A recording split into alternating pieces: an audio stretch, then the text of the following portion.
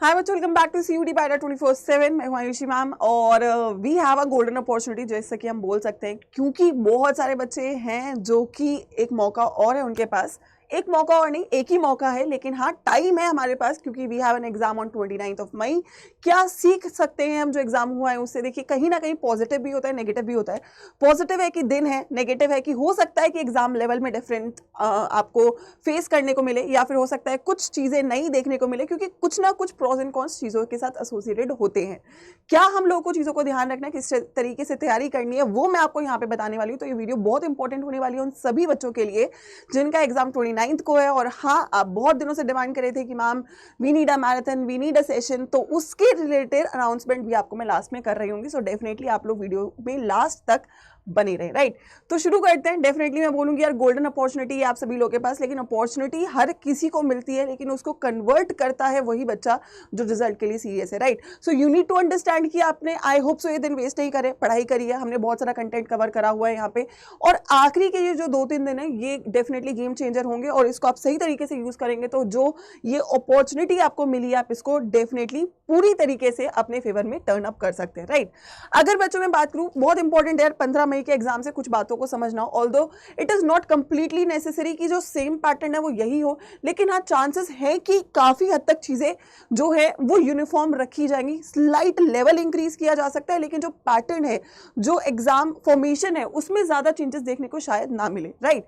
अगर मैं बात करूं 15 मई का बच्चों, तो बहुत क्लियर था कि ऑर्गेनिक का सुपर पावर वहां पे देखने को मिला। ऑर्गेनिक के आपके 23 क्वेश्चंस थे, इनऑर्गेनिक के 15 थे और फिजिकल के 12 थे, ठीक है। लेकिन जिस लेवल पे आपकी वॉल्यूम ऑफ क्वेश्चन सेक्शन से इंक्रीज हुए हैं, अगर मैं एनालिसिस की बात करूं, तो ऑर्गेनिक के ऑल्दो क्वेश्चन ज्यादा थे, बट डायरेक्ट और आसान थे। मतलब ऑर्गेनिक वाज वेरी गुड। अगर आपको हमेशा से मैंने बोला ऑर्गेनिक पे आप फोकस करो, ऑर्गेनिक बहुत ही टू द पॉइंट आता है, एनसीईआरटी से आता है, नोट से आता है। तो जिस बच्चे ने ऑर्गेनिक अच्छे से प्रिपेयर कर रखी है, और आई थिंक सो करी होगी अभी तो, और आगे हम क्वेश्चंस और सेशंस भी करने वाले हैं, जो थोड़ा बहुत आपका एज रह गया है उसको कवर अप करने के लिए, तो बहुत ज्यादा बेनिफिट आपको यहाँ पे मिलने वाला है। फिजिकल का सबसे कम क्वेश्चन था, लेकिन सबसे ट्रिकी और सबसे लेंदी जो पार्ट था वो फिजिकल ही रहा है। अगर हम बोले तो हमने एक्सपेक्ट किया था कि न्यूमेरिकल्स बहुत ज्यादा नहीं आएंगे। न्यूमेरिकल्स थे, कुछ न्यूमेरिकल्स डिफिकल्ट थे, जैसे केस बेस्ड जो इस बार का था वो थोड़ा सा डिफिकल्ट था, लेकिन उसके अलावा सारे न्यूमेरिकल्स आसान थे। सबसे इंपॉर्टेंट बात है कि आपके सिलेक्शन ऑफ क्वेश्चंस पे ध्यान रखना, कि आपको ये समझना पड़ेगा कि 10 क्वेश्चन ऐसे पेपर में डाले जाएंगे जो आपको परेशान करेंगे, उनको आपको आइडेंटिफाई करना बहुत इंपॉर्टेंट है। इनऑर्गेनिक बहुत ही एनसीईआरटी बेस्ड थी और एलिमिनेटिंग भी थी, जैसे कि अगेन आई वुड से कुछ क्वेश्चंस ऐसे हैं जिनमें आपको टाइम नहीं लगाना है। अगर आपने थोड़ा सा भी उस चीज पे आप फंस गए, वो क्वेश्चन में जो आपको नहीं देना है, तो वही गेम चेंज हो जाएगा, क्योंकि इवेंचुअली एग्जाम में टाइम की कमी पड़ने वाली है, और जो बच्चा सही से टाइम को यूज करेगा वो इस प्रॉब्लम से रिकवर कर सकता है, राइट। सो ये बहुत ही बेसिक एनालिसिस है। अच्छा, एक सरप्राइजिंग एनालिसिस और भी था ऑर्गेनिक का। अगर मैं बात करूं, क्वेश्चन सबसे ज्यादा थे। देखिए, एक चैप्टर बहुत ही ज्यादा वॉल्यूम में जो पूछा गया, जो कि मैं हमेशा आपको बोलती हूँ, aldehyde ketone and carboxylic acid. इस बार भी मुझे लगता है एल्डिहाइड कीटोन कार्बोक्सिलिक एसिड से ही सबसे ज्यादा पूछा जाएगा, हेलोएल्केन से ही सबसे ज्यादा पूछा जाएगा।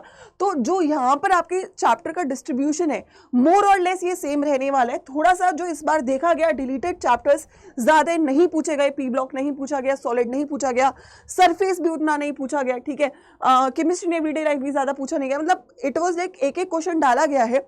लेकिन अगर किसी बच्चे ने, जैसे हमने इतना पढ़ रखा है कि यार आपके लिए एक क्वेश्चन बहुत बढ़िया है, क्योंकि आप उन क्वेश्चन की जगह वो क्वेश्चन स्किप कर सकते हो, जैसे फिजिकल के न्यूमेरिकल्स है, क्योंकि वो एक टाइम टेकिंग टॉपिक है। लेकिन केमिस्ट्री एवरीडे लाइफ का एक डायरेक्ट टॉपिक में से अगर आपका क्वेश्चन आ रहा है तो आप उसको इजीली सॉल्व कर सकते हो।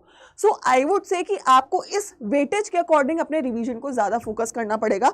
इस बार 1% प्रोबेबिलिटी है कि वो गेम चेंज करने के लिए आपको जो डिलीटेड चैप्टर्स है, हो सकता है ज्यादा दें, बट उसका प्रोबेबिलिटी बहुत कम है। और उस प्रोबेबिलिटी को हैंडल करने के लिए हमने पढ़ा सब कुछ है। मैं ये आपको बिल्कुल नहीं बोलूंगी कि आप केवल और केवल अब बस यही पढ़ो जो यहाँ पे आया हुआ है।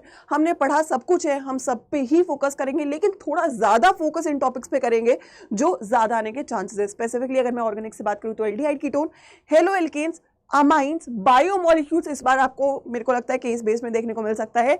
फिजिकल एज यूजुअल रहेगा, काइनेटिक्स, इलेक्ट्रो और सोल्यूशन का ओवरपावरमेंट देखा जाएगा। इन 3 चैप्टर्स पे ज्यादा फोकस करिए। अगर मैं इनऑर्गेनिक की बात करूं तो सेम रहेगा, डी ब्लॉक और कोऑर्डिनेशन पर ही ज्यादा फोकस किया जाएगा, तो आप इसी पे ज्यादा फोकस करें, right. So this is something which you need to understand कि छोड़ना कुछ भी नहीं है, क्योंकि यार टाइम इतना दिया गया है तो उन्होंने छोड़ने के लिए नहीं दिया है कि आप ये सोचो कि हम 10 दिन एक्स्ट्रा मिले तो ऑब्वियसली पूरा सिलेबस कवरेज होगा। तो आपके पास इतना टाइम दिया गया है, इतना कंटेंट है, और एनसीईआरटी स्टिक करना बहुत इंपॉर्टेंट है, राइट। सो अगर मैं लास्टली आपको बोलूं कि यार 3 दिन में आप क्या फाइनल करना है, मल्टीपल रिवीजन थ्योरी का ही होना चाहिए। केमिस्ट्री या बायोलॉजी जैसे जो सब्जेक्ट्स होते हैं वो थ्योरी ओरिएंटेड होते हैं। ऑब्वियसली न्यूमेरिकल्स हैं केमिस्ट्री में, लेकिन वो इतने नहीं है कि उसकी वजह से आप लोग अपने स्कोर्स में डिप देख पाओ। आपके पास चॉइस दी जाएगी, भी मैं लास्ट में भी बताऊंगी कौन से क्वेश्चंस को आपको स्किप करना है, but I would say the more you focus on theory the more you focus on NCERT, मतलब NCERT should be by heart. वैसे हमने कवर भी किया है, अगर आप लोग अभी लास्ट में, मैं ऐसे अज्यूम नहीं करती हूँ क्योंकि हमारे पास इतना टाइम रहा है, आप लोगों ने इसको फॉर ग्रांटेड नहीं लिया होगा। बहुत सारे थ्योरी आपको कवर करवाया गया, निचोड़ करवाया गया, बैचेस में आपके पास थ्योरी है। You need to study theory by heart. अभी भी टाइम है 3 दिन, निचोड़ पे फोकस करो। उसके अलावा आपकी जो एनसीईआरटीज हैं उसकी मल्टीपल रीडिंग्स आपकी होनी चाहिए, और जो आपके क्लास के नोट्स हैं उस पर आप मल्टीपल रिविजन करो। दैट इज समथिंग, मतलब 80% फोकस आपका यहीं पे होना चाहिए। अपार्ट फ्रॉम इट, जो प्रैक्टिस हमने क्लास में करी है, यूट्यूब पे करी है, उन क्वेश्चन को आप बार बार कर लोगे, ओवरऑल आपका सब कुछ कवर अप हो जाएगा। जैसे कि हमने पिछले पेपर में भी देखा कि ऑलमोस्ट सारे कंसेप्ट जो थे वो हमारी क्लास में से आए हुए थे, कुछ भी बाहर का नहीं था। तो अगर आपने इसको 100% कवर किया है तो कोई भी नई चीज आप पेपर में नहीं देख रहे होगे। और साथ में क्योंकि अभी थोड़ा सा टाइम और है तो आप 1-2 टेस्ट भी साथ में कर सकते हो, क्योंकि टाइम मैनेजमेंट बहुत इंपॉर्टेंट है। और एक बहुत चीज इंपॉर्टेंट है, क्वेश्चन को स्किप करना। तो वो कौन से क्वेश्चन स्किप करना है वो आप तभी सीख पाते हो जब आप मल्टीपल टेस्ट करते हो। मैं आपको एक अंदाजा दे रही हूँ इस बार के पेपर के हिसाब से कि आपको जब ओवरऑल पेपर अटेम्प्ट करना है तो किस सेक्शन से आपको क्वेश्चन स्किप करना चाहिए। क्योंकि आप जब पहला रीडिंग आपका पेपर का होता है, first reading should be eliminating the 10 questions जो आपको नहीं करने हैं। क्योंकि जब आप पेपर को सॉल्व करते करते सिलेक्ट करते हो ना, तो आप कंफ्यूज हो जाते हो, एक्स्ट्रा टाइम दे देते हो क्वेश्चन में। तो स्टार्टिंग के 2 मिनट या 4 मिनट या 5 मिनट में जस्ट डिसाइड कि यार ये 10 क्वेश्चन तो मैं अभी हाथ नहीं लगाने वाला हूँ, जिससे क्या होगा कि आपका टाइम भी बचेगा और आप सही क्वेश्चंस में टाइम दे रहे होगे। ऑर्गेनिक में आप 2 से 3 क्वेश्चन चाहो तो स्किप कर सकते हो। मेरे हिसाब से 23 के 23 क्वेश्चन ऑर्गेनिक के आपको अटेम्प्ट करने चाहिए, क्योंकि वो बाहर नहीं आते। अगर आपको स्किप करना है तो मोस्ट फोकस आपको इनऑर्गेनिक और फिजिकल में ही करना चाहिए, क्योंकि टाइम टेकिंग होता है और टू द पॉइंट थ्योरेटिकल भी होता है। तो अगर आपका ऑर्गेनिक वीक है तो आप 2 से 3 क्वेश्चन का बफर यहाँ पे रख सकते हो, अदरवाइज इसको भी आप इनऑर्गेनिक या फिजिकल में शिफ्ट करो। इनऑर्गेनिक में आप 3 से 5 क्वेश्चन स्किप कर सकते हो, फिजिकल में 2 से 4 क्वेश्चन स्किप कर सकते हो। This would include numericals, this would include some theory of metallurgy में भी, some theory of P block, जिसपे आप हो सकता है आपने ज्यादा टाइम ना दिया हो, राइट। तो आपको फोकस भी इसी तरीके से करना है। पेपर को अटेम्प्ट करना एक आर्ट होता है जो आपको सीखना पड़ेगा। 15 मई के पेपर से 10 क्वेश्चन डायरेक्ट ऐसे होंगे जिनको आपको हाथ नहीं लगाना है। जो बच्चा इस चक्रव्यूह से निकल जाएगा वो पेपर अच्छा करके आएगा। That is the entire summary जो आप 15 मई के पेपर से सीख सकते हो, ठीक है। तो मैंने मोस्टली आपकी सारी बातें कवर अप कर दी हैं जो आपको करना है। अब ऑब्वियसली आखिरी का टाइम है और बहुत ज़्यादा डिमांड आप लोग कर रहे थे कि मैम मैराथन्स करवा दो, रिवीजन करवा दो। ऑल दो हम सब कुछ कवर कर चुके हैं, लेकिन येस इट इज़ इंपॉर्टेंट, जब हम साथ में होते हैं तो कॉन्फिडेंस इंक्रीज होता है। सो 29 मई को पेपर है, 27 और 28 मई को होंगी हमारी मैराथन्स। तो मैराथन्स ऑब्वियसली आपकी केमिस्ट्री की है, बायो की भी होगी, इंग्लिश जीटी की भी है। तो इट इज़ इम्पॉर्टेंट कि ये जो अपॉर्चुनिटी आपको मिली है ना, इसको आप पूरी तरीके से यूज़ करो। हर एक सब्जेक्ट पे उतना ही फोकस करो, क्योंकि CUET is not just one subject, it is a combination of subjects and you need to be good on everything. अगर जैसे किसी बच्चे का फिजिक्स का पेपर हो चुका है, हो सकता है किसी का अच्छा इतना ना हुआ हो, तो उनके पास ये टाइम है यहाँ पे फिजिक्स और बायो को मेंटेन करके चलो, वो मेरिट यहाँ पे स्कोर कर लो, ताकि जो थोड़ा बहुत डिप आपका फिजिक्स में रहा है उसको आप यहाँ पे कवर कर सको, right.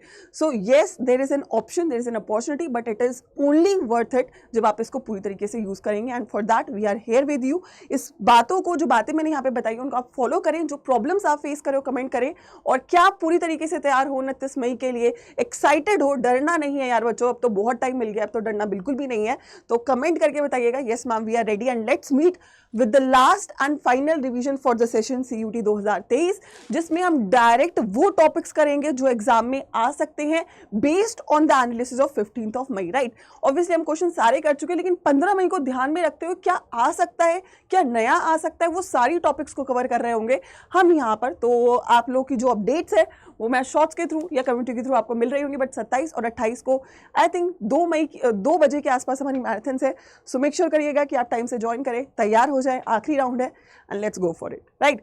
So all the best, you have a golden chance and we are again ready. Although सोचिए कि होता है ना कि सबको लगता है यार पेपर खत्म हो गया, let's go on a vacation, कुछ करते हैं, घूमते हैं, बट आई थिंक हम लोगों का वो कमिटमेंट है कि भाई ठीक है, एक मौका मिला है, बच्चों को मिला है, तो इस मौके को हमें डेफिनेटली यूटिलाइज करवाना है।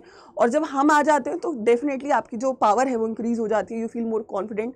सो why not give you an another chance. So we'll be here, we'll be connecting for the last time for the content definitely. उसके बाद काउंसलिंग और एडमिशन्स में बात करेंगे, लेकिन पढ़ाई से रिलेटेड 2030 की बात के लिए आखिरी मैराथन रहेगी। तो मिलते हैं और मेक श्योर करते हैं ये अटेम्प्ट आपका वर्थवाइल हो और इसमें आप बेस्ट स्कोर करें।